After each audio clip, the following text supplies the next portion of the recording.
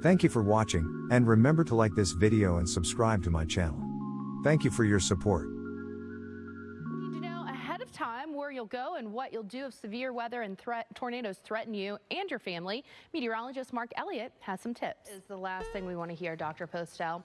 We do want to get the latest on the chaos in New York City this morning, though. We're joined on the phone by WOR AM traffic reporter Bernie Vider. Now, I know the travel ban ended at 5 a.m. Officially, but there's a travel advisory. So are people going to be able to get out and go anywhere this morning? We've seen obviously a lot of tornado video in our business and our time, but that tornado video we just saw is so ominous. Yeah, you've got your radar confirmed. The stuff of nightmares. Welcome to America's Morning Headquarters. I'm meteorologist Felicia, joined by meteorologist Kelly Cass and storm expert Dr. Greg Postel. We're tracking Ida's grand finale after leaving incredible damage along the Gulf Coast. Remnants of Ida triggering deadly flooding, tornadoes and strong winds in the Northeast, leaving more than 200,000 without power this morning in the region. It's been a terrible situation, Kelly, and the fact is we are not done this morning. No, we are not. We saw in Boston, we are starting to see the heaviest of the rain moving out, and that is the good news.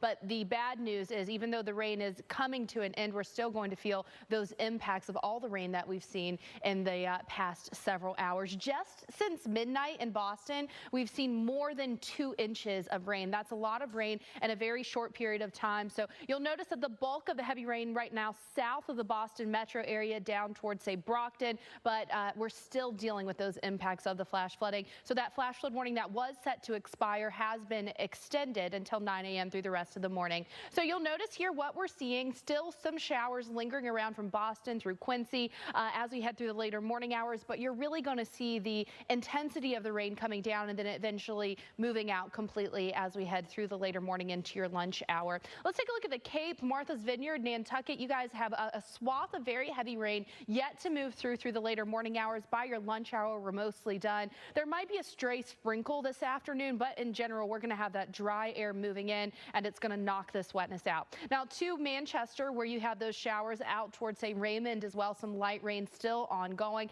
Taking a look at what you can expect as we head through the rest of your morning. Waves of rain for the early morning, and then by the time we get to your lunch hour, you're pretty much done. Again, any of these places, a stray sprinkle this afternoon, but the bulk of the rain is happening this morning, and then we'll eventually push offshore. But Kelly, you know, we're going to be dealing with the impacts of all the rain that we've seen for quite some time.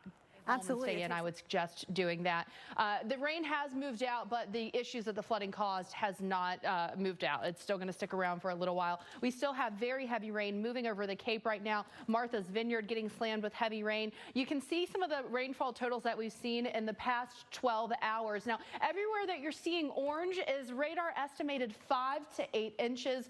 LaGuardia actually reporting 6.8 inches of rain yesterday. That was a new record. And just for perspective here, typically for the entire month of September, what we would get around New York City would be around 3.8 inches. So we're talking about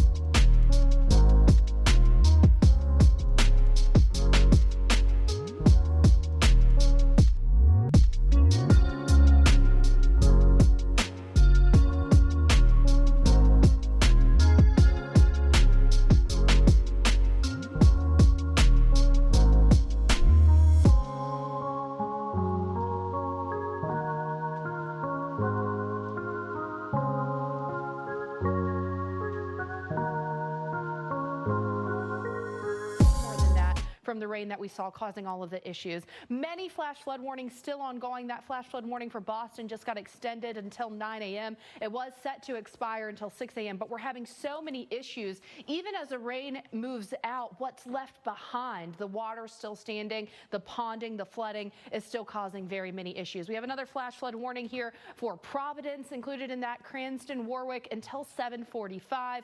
And as you look at Hartford as well, you guys are included in that flash flood warning until 8 a.m. So we are seeing the implications of this rain sticking around even as it dries out. Kelly, I can't stress enough, this isn't the morning to be rushing. You want to give yourself some extra time if you do have to head out. Work from home.